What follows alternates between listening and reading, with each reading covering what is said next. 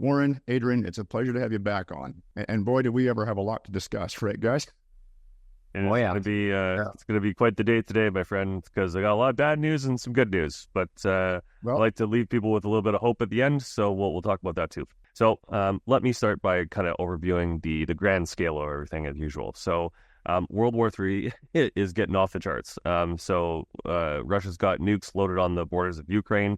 We're doing the same thing. We're doing three Minuteman tests in the next couple of weeks. We got stuff flaring up in Taiwan. Taiwan is under attack by the CCP internally in their political structure. We've got stuff happening with central bank digital currencies all over the world. We just signed up for the WHO treaty, which I'm not really going to cover today, but that is something that is happening in the background, so it's very important. I'm sure you have guessed about that. We're seeing all sorts of economic indicators that are telling us that everything's blaring red, there's emergencies happening.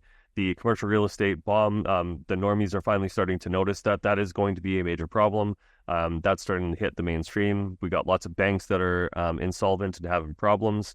And the silver squeeze is happening. There's a decline in the supply of silver and gold. We're being regulated out of existence in Canada for the manufacturing, mining, and energy production. So there's a whole bunch of stuff that's happening. Well, what's important is that the commercial banking crisis is actually getting worse. There was a bit of a reprieve for about a year when the U.S. came out with the bank term lending program, which ended in March. The repercussions are just now starting to show up. I'm going to talk about how our banks are in just as much trouble, but our government has found ways to sort of prop them up. Krista Friedland has tabled the capital gains budget, saying that because of their prudence, they're able to drop interest rates. I'll cover that. And talking about the attack on the food supply, we're having massive attacks on poultry farms. Cows are now catching the bird flu, and they're ramping up that now it's crossing to humans. I've got a personal story on that. And then I'm just going to talk again, just finish off with the immigration and the shortage of housing for the immigrants and for locals. And that's basically what I'm going to cover. Okay, well, what I'll cover today is where we are with gold and silver, the prices this year, the increases that we've seen and where we expect those to go in the future. I'd like to talk about the silver story. In particular, the supply and demand story there. And then on a global picture, global level, what's happening? We have some countries repatriating gold, for example, back to their homeland in preparation for, likely a new type of currency backed by commodities. That seems to be, continuing. And maybe a bit about de-dollarization and the countries moving away from the U.S. dollar and how it pertains to gold and silver. All right. So, Bryce, you started off with a laundry list of things we need to cover. Gentlemen, you're the experts. So I'm going to let you decide, what do you want to start with?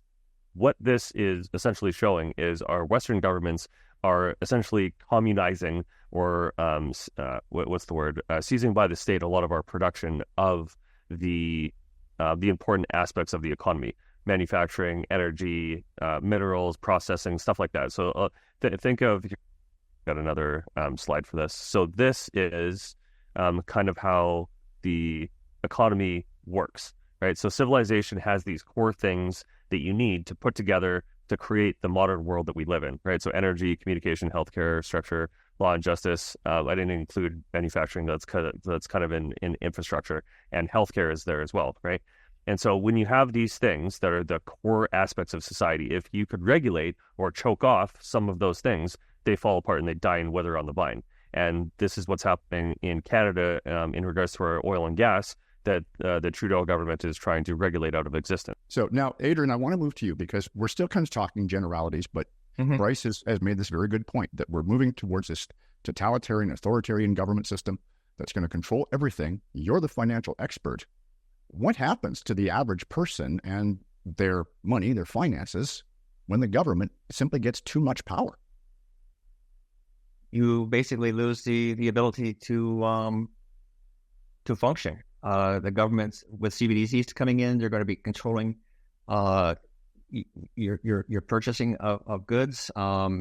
You have inflation, your purchasing power.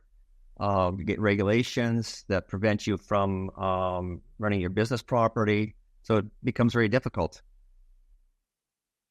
All right. And Warren, a question occurred to me too while Bryce was talking that you can answer, because we, as Adrian just pointed out, we ended up in the situation, if we let the government get away with this, where we lose all control. And we've always seen precious metals, gold and silver, as being kind of the secure thing to be into. But if the government gets that kind of control, is it? Yeah, you're right. It's always been that way with precious metals. It is. We see it as financial sovereignty because the government can't print, just make it out of thin air like they're doing with the fiat system. I guess there is some level though of control. For example, if the Canadian government, say, repeated what happened in 1933 and banned gold and silver, you'd have to think, well, they're going to close down the coin exchanges, so that limits our off-ramp. How do we transact? But on the other hand, gold and silver have been one of the most, if not the most, barterable elements. So you would think that we would have, as people perhaps revolt against maybe a digital currency, that we don't accept it, and we would have hopefully an underground market where we could, barter with our gold and silver. You mentioned a hierarchy of collapse, and you also mentioned that it was Adrian who found all of this. So, Adrian, I'm going to ask you that. What is the hierarchy? In what order are we going to see things collapsing when this happens? I would say the first thing you're going to see is, the dollar keeps on sliding down. You're going to see possibly some mortgages go down, causing runs on the banks, which means you're going to see deposits being seized as banks go under.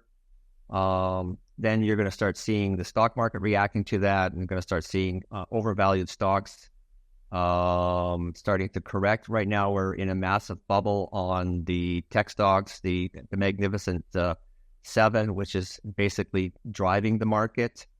And those are going to start collapsing, and then they're going to start taking down other maybe safer stocks.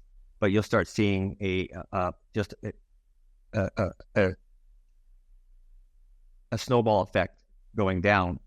At the same time, we're probably going to see interest rates going higher because inflation is not under control. So we're going to start seeing bond values start going down further.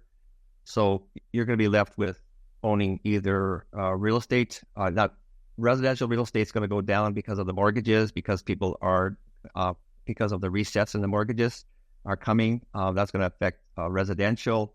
So then that's going to get hurt. And then eventually the only things that are going to be safe would be owning farmland or productive assets that are income generating assets like income generating real estate or precious metal.